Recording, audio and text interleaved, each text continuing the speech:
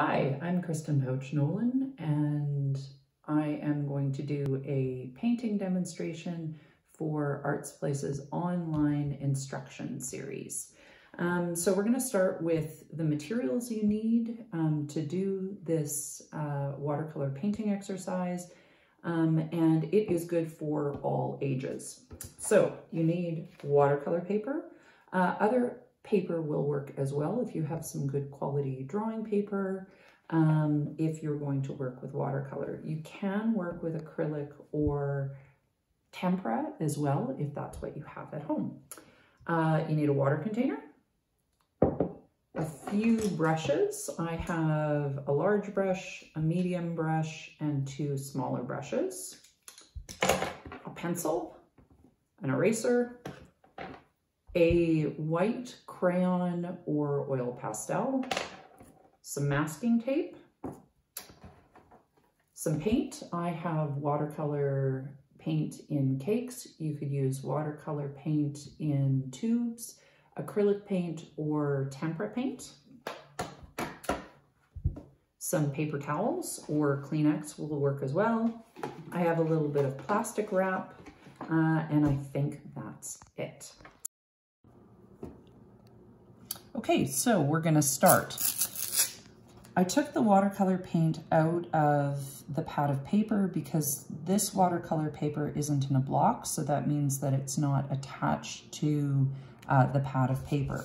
So what I'm gonna do is I'm going to tape it down to my, in this case it's our dining room table, but if you had a board, you could tape it to that as well. And I'm gonna tape it edge to edge, corner to corner, all the way around. Now, if you're working with a little person, the next step you might want to do for them, but children and teenagers and adults can usually do this part as well. And I promise you, it's actually the hardest part of the entire exercise. So you take pieces of tape that are as long as the width of your paper and you rip them. Then on the long side of the tape, you rip all the way down. It doesn't have to be perfect because what we're doing is we're creating trees. So then you're going to tape them down with the bumpy side facing out. Again, all the way from the top to the bottom.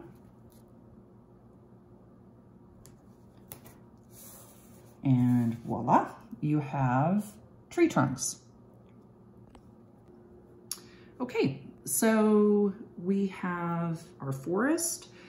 You can do as many or as few of these tree trunks as you like. I did quite a few. Just remember that after you tear the tape in half, you put the straight edges together, leaving the bumpy sides on the outside. Okay, after you've done that, then you're going to decide on a horizon line. So it can be halfway. Usually the rule is though, the 1/3, 1/3, 1/3. So 1/3 sky, 1/3 midground, 1/3 foreground. So I'm going to keep with the 1/3, 1/3, 1/3 rule and have my horizon line there. And that's it. Again, it doesn't really matter. So I'm gonna start with the sky. So because I'm using watercolor, what I like to do is I like to wet all of the cakes before I get started. It just helps the paint move a little bit better. If you've taken one of my classes, you know that I'm going to skip the black paint, but I'm going to wet all of the other cakes in the set. If you're using tubes of watercolor, then you can just squeeze them onto your palette and just use whatever colors you have on hand. The key colors, of course, would be the primaries, red, yellow, blue, and then anything else that you have. But that's really all you need to do this exercise. Okay, so we're gonna start with the sky. So what I'm gonna do is I'm gonna take the blues, I'm gonna mix them together with some purples to create what my students and I like to call the mitt full of color. So every time we mix color, it's a good practice to try to at least have 5 different versions of a color. So I'm using blue for my sky. I might add some purple as well, but I'm going to mix at least 5 different versions. I also really like this pink color, so I'm going to make it a little bit of a purple as well. Maybe this red. So I've got a good variety of blues. I can also touch back down in here. So because, again, I'm using watercolor paper, it doesn't matter that my brush still has a little bit of the blue in it. I'm just going to start off by wetting the surface, but just to that pencil line where my horizon line is. So that's nice and wet. And then I'm going to go in, and again with a fairly wet brush, I'm just going to go and I'm just going to drop the color in. We want this work to be a little bit abstract and fun, so I'm not being careful at all. I'm just grabbing color. It's in a variety of value being light and dark, affected by light. And I'm just filling that space, even going back to my palette, and just creating some nice color in that sky. If you wanted to, you could do a bit of grading, which means that you could have the dark either at the top or the light, and then moving up in value, light or dark, as you move to the top or the bottom. The other nice thing that you can do for your sky is if you want to create some clouds, you can take a paper towel, scrunch it up, make it into a cloud shape, and then push it down into the paper to lift some of the paint, and lift. This gives you a little bit of texture in your sky as well.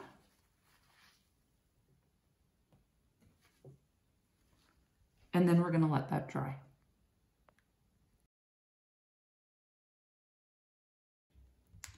Okay, we're going to move on to the second section. So that's the middle third and the bottom third, and we're going to work on those at the same time.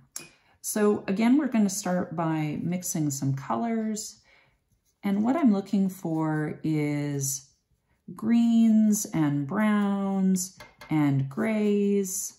So just kind of experiment with the color.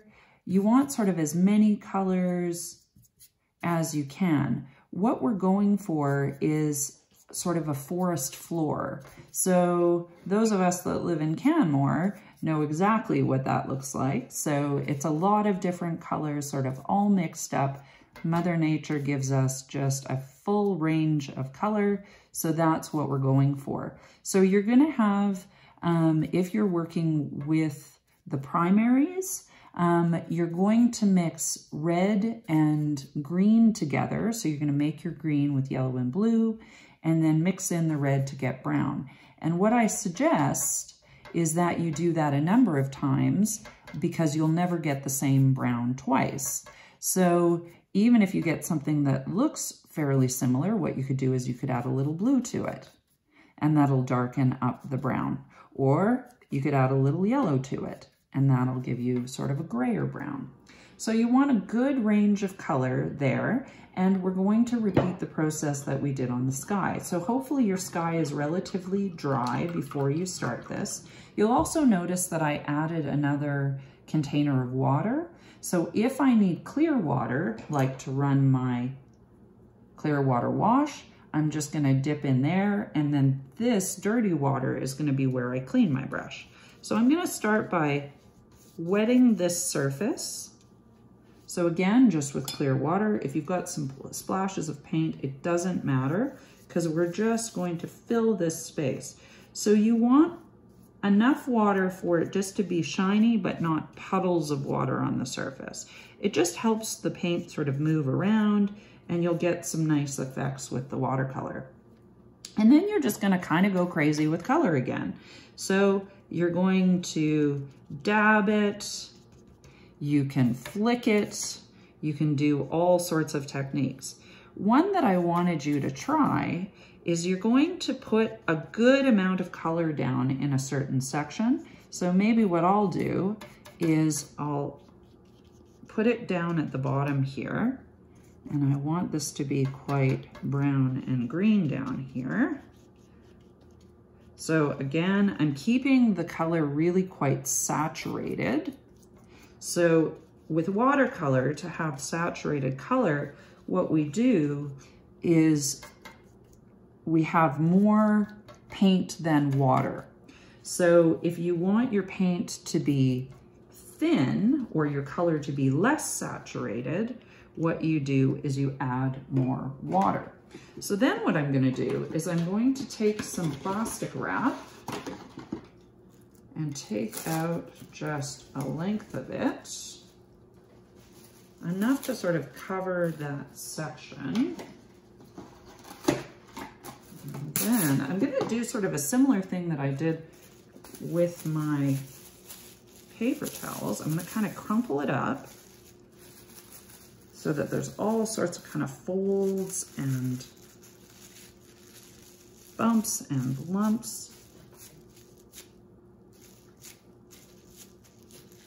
And then I'm going to put something relatively heavy on it.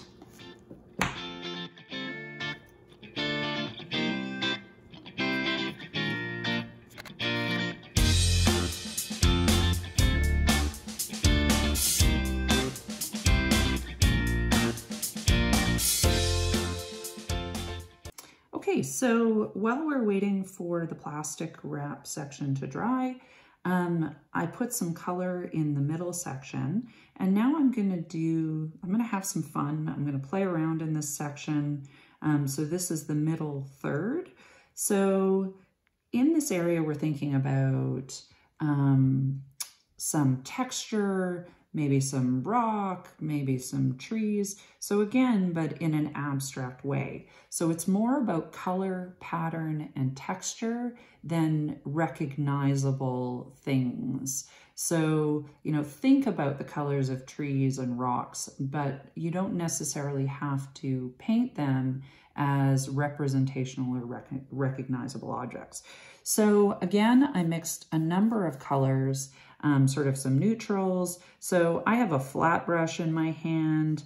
I'm thinking about, as I'm sort of looking out my window, some sort of mountain shapes. Again, being really just kind of abstract with this. I'm going to change colors. Again, just to give them a little bit of variety. So I'm liking what's happening with that. Just again, to get a little bit more direction and texture. Now, another technique you can use is a dry brush. So this is just a smaller brush. It has not been in the water. So I'm looking at my palette here, and I've been mixing up everything. So none of these colors are really exactly what they were if we rinsed all of the paint off of them.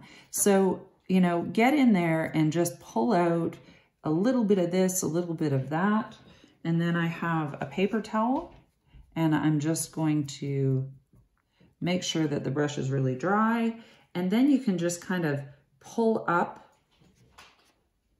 and create a little texture. So take off any of those sort of hard lines in there. Dry my brush again. And again, just a little bit of texture. Another kind of fun technique, and kids are gonna love this one, is that you take your brush and you load it up with, again, some color. Again, be super playful with your color. You don't have to be any kind of expert. And then I just flick it on.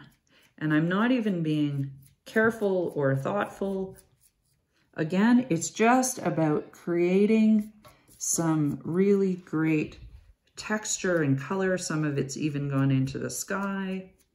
But again, I like what's happening there just with some really interesting color and texture.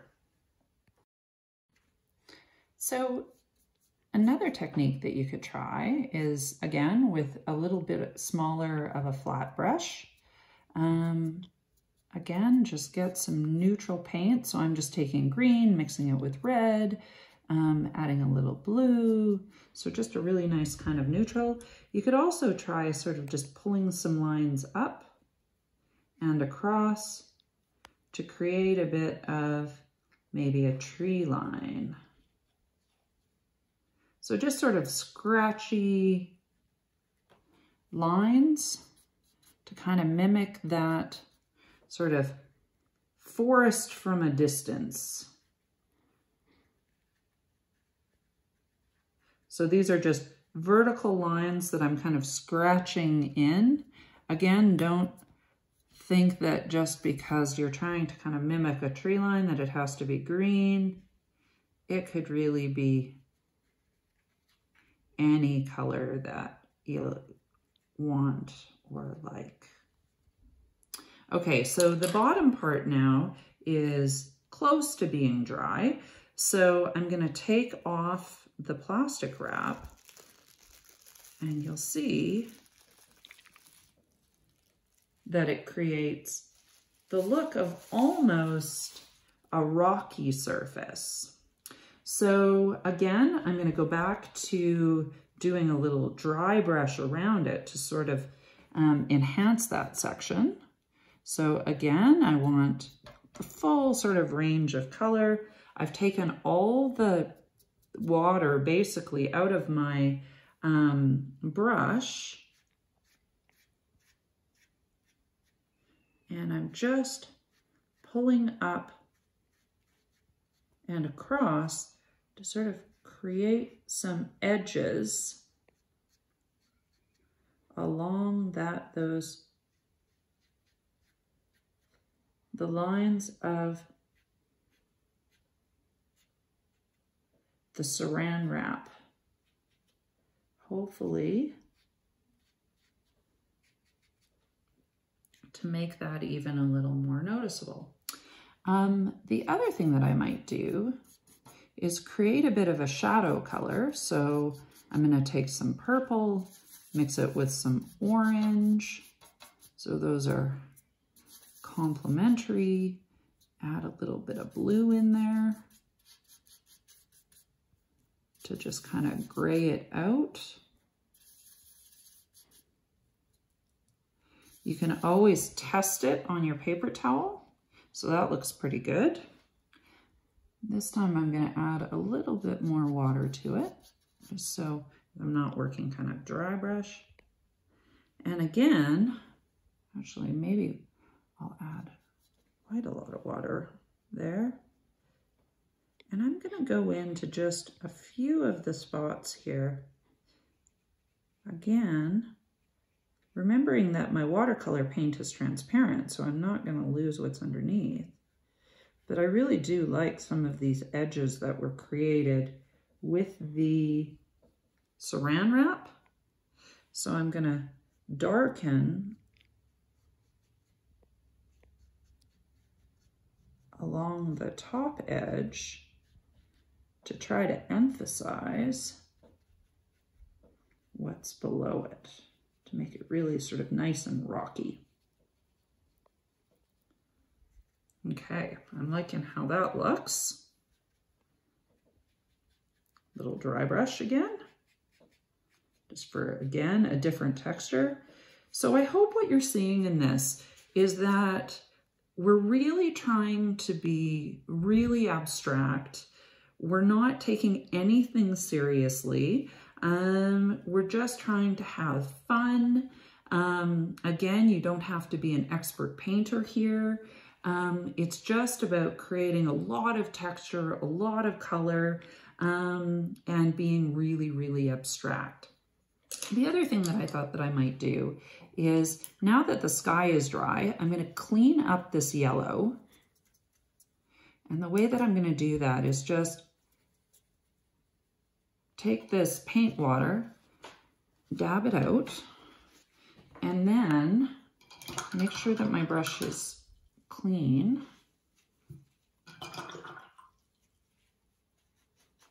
So I especially don't want purple in because purple is the complement of yellow.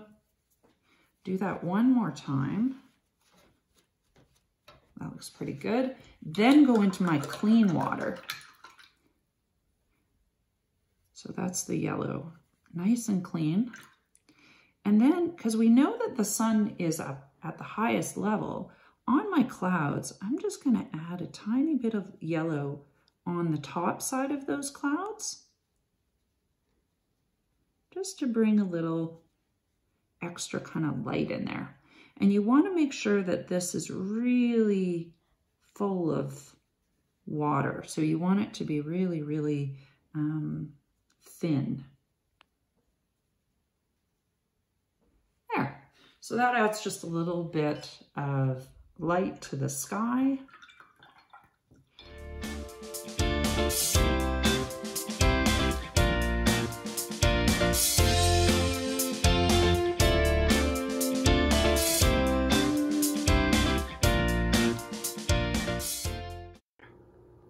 Okay, so what I did was I dried it with my hair dryer just to speed the process along. You can either go have a cup of coffee or a snack and let it dry, or you can use your hair dryer to speed up the process. Once it's dry, you can do a few other things. I'm taking just a pair of scissors and scratching some highlights in.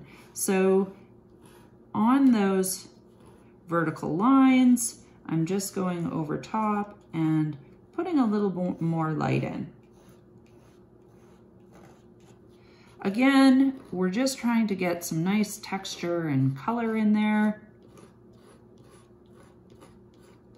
And I was finding in that middle section that I wanted to have a little bit more light. There. So this gives it a little bit of a different texture. And then maybe, again, just a little bit to kind of ground it.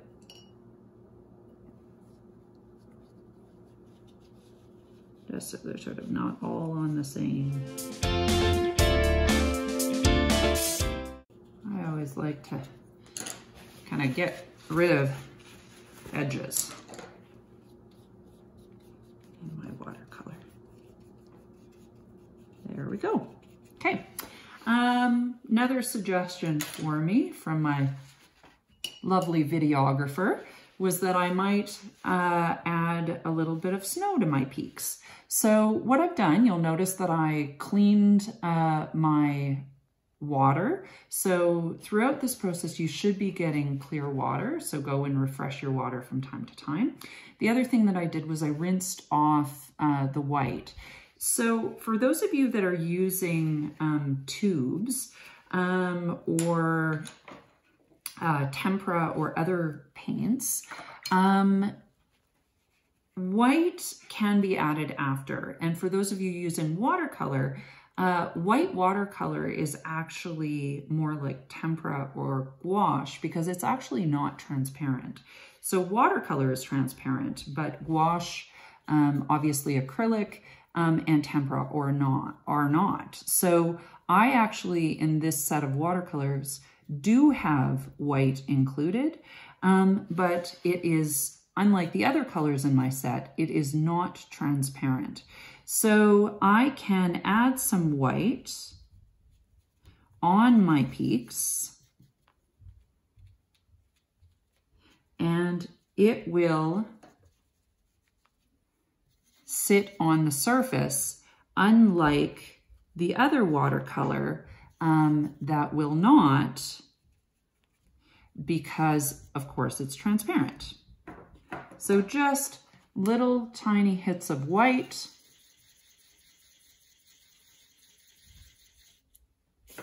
I don't want them to be too stark, but just little hints of them to suggest a little bit of snow. Okay, so the next step, you want to wait till everything is completely dry. use your hair dryer, or just test it. So you'll find that when it dries, it's going to be flatter. It also feels warm. So while it's still wet, it does tend to feel a little bit on the cool side. So next step is going to be to take off the tape. So as you take off the tape, depending especially on the quality of paper you use, you need to go slowly and you need to pull the tape from side to side. Otherwise, you may find that the paper starts ripping. If that happens, just put your finger down on the paper as you pull the tape up. And if a little bit of the paper comes up, don't worry, it's just going to add texture. So I'm going to go through and I'm going to take, so there's a little bit of my paper coming up. I'm not going to worry, I'm just going to slow down. I'm going to pull it side to side.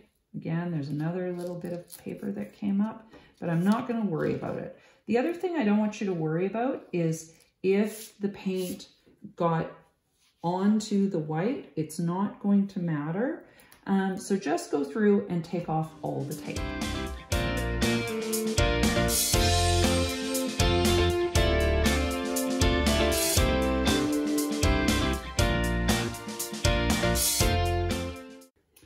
So once the tape is all off, you can go back into the background. So there's a couple of spots where I might want to just clean up those edges a little bit. So I'm just taking a tiny bit of paint, but it's really, really watered down. And again, just getting rid of any edges with my paper towel. I'm gonna do some over here as well. And this is the beauty of it being really kind of abstract. So you don't have to worry about matching whatever color was there in the first place. Because it just, anything you add over top just adds even more color and texture. Okay, so once all of that is done, then you need to find yourself a white crayon or white oil pastel. And you've probably figured out that they are birch trees. So again, because all trees, including birch trees, are not consistent, they have pattern and texture, we don't have to be really careful with this. So the first thing you're going to decide is which way the light's coming in. So I'm going to say that the sun's over here, so my yellow is kind of more dominant on this side, so I've decided, okay, the light's coming in on this side. Great. So I'm going to, as I put the white oil pastel down on my white tree trunks, I'm going to think about that, but again, not get too hung up on it. So I'm just going to take my white oil pastel and I'm going to go back and forth, kind of scribbling down the tree trunk. You're going to notice that you can't see the white oil pastel, and that's actually a good thing, because then you can't get too precious about it. You can just add that oil pastel. So down.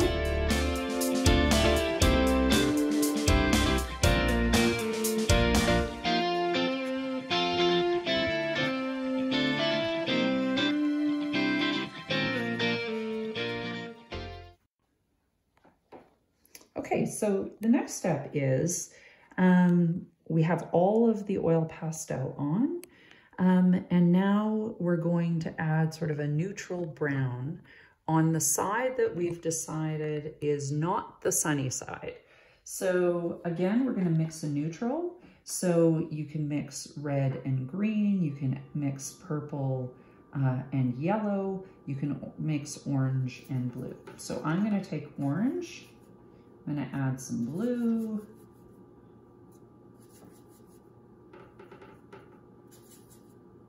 And just make a nice sort of grayish neutral. If you want to warm it up a little bit, you could add a little bit of brown or red to make it a little bit on the warmer side. I always like to grab my paper towel and just sort of see what color that is. I would like it to be a little grayer, so I'm going to add a little bit more blue. Good. Okay, so then I'm going to put it in a spot over here. Sorry, I'm a little bit more red to that.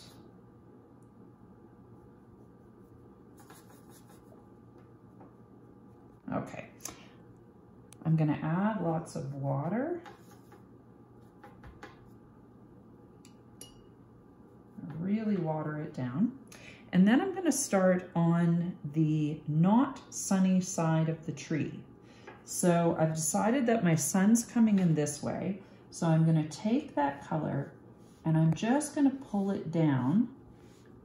And this is why you need to make sure that your paint is dry in your background. And I'm going to pull it all the way down the outside edge of this tree. Okay. Now, remembering that you've got the oil pastel, I'm going to go back, I'm going to add even more water to my brush, and then I'm just going to pull that color over. And what you're going to notice is that where the oil pastel is, the paint is not going to stick, because the whole premise is with the oil pastel is that water and oil don't mix, or wax if you're using a wax crayon.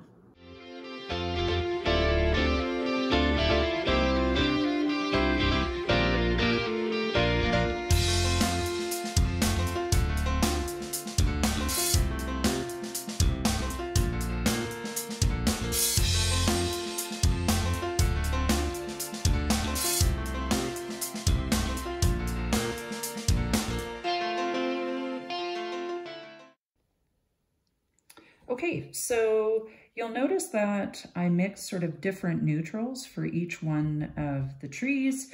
Again, in nature, trees are not all the same color. What you'll find is the amount of white really depends on you. So the more white pastel you use, the more sort of spots of white you'll see in your trees. So if you want birch trees that have more white than gray or brown, then at the beginning of the process, you may want to just use more oil pastel.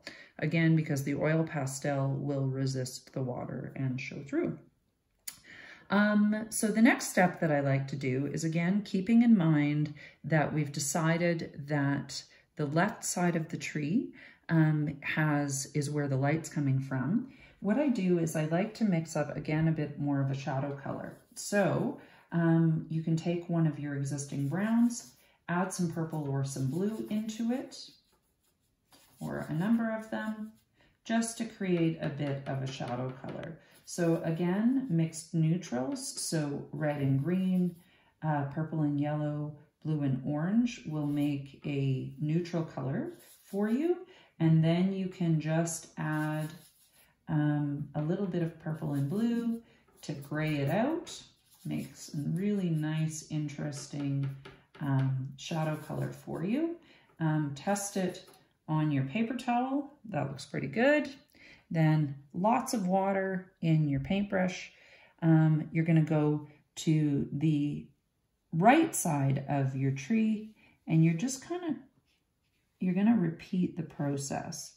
So what I generally do is I do this with a bit of a bigger brush, and then I find a smaller brush and I move over to that one, and just with clear water, I move that paint. So again, just sort of getting rid of the edge, almost moving your brush like a bit of an eraser. I use that kind of motion as I move down this line.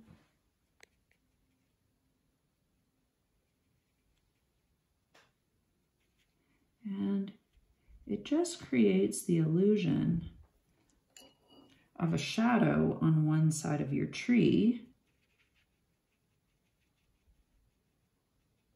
which suggests the sun shining on the other side.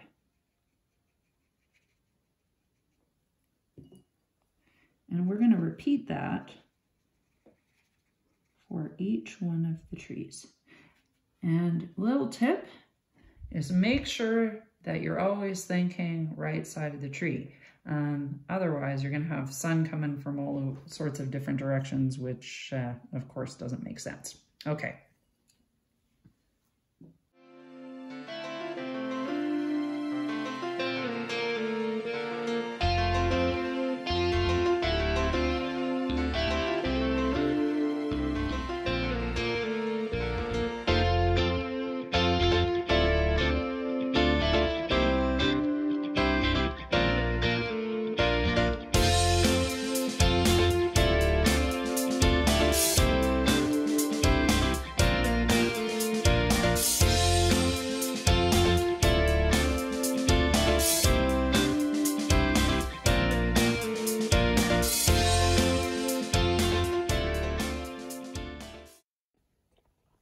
For the very last step, we're going to add a few branches.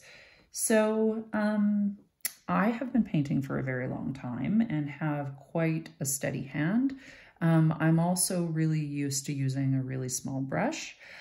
If you don't have confidence in your brushwork, you of course can change media and do this with a marker, so a really fine tip marker, or even a pen or a pencil crayon. So don't feel like this can't be a mixed media piece as well. So again, we're going to use that mixed neutral. This time we're going to have a lot of pigment in our brush. I picked a really small brush to do this. And I'm just going to add some really sort of delicate branches. So you don't want too many of these, and you don't want them to be too sort of predictable or perfect. They can be just sort of here and there. My approach to this is I always start with a real small amount of them, so very few, and then I can always add more if I feel that that is necessary.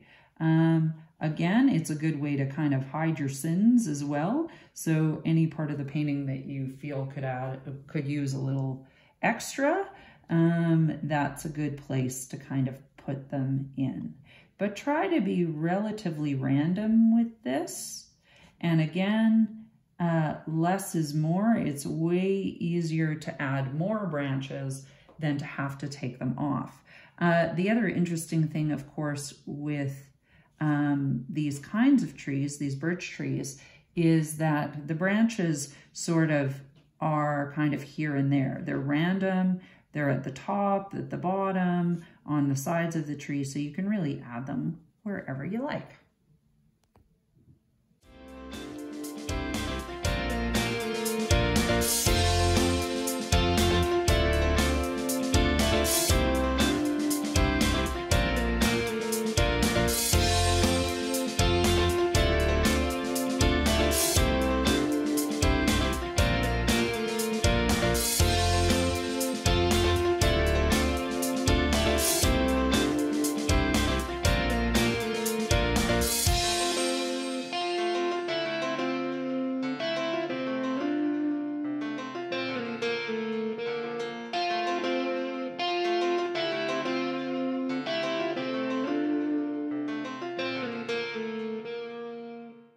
Okay, the last step is to take the tape off around the edges. Again, be really careful when you're doing this. Pull the tape off.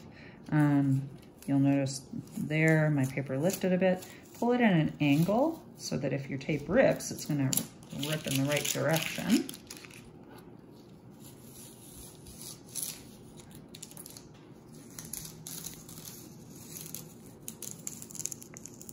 And there you have it.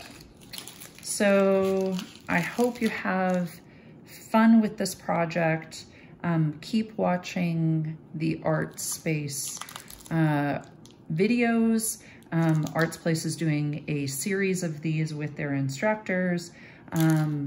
Again, this project is for all ages. You can do it with watercolor, you can do it with acrylic, you can do it with gouache, tempera, anything that you have at home. Everyone stay safe, and thank you for watching.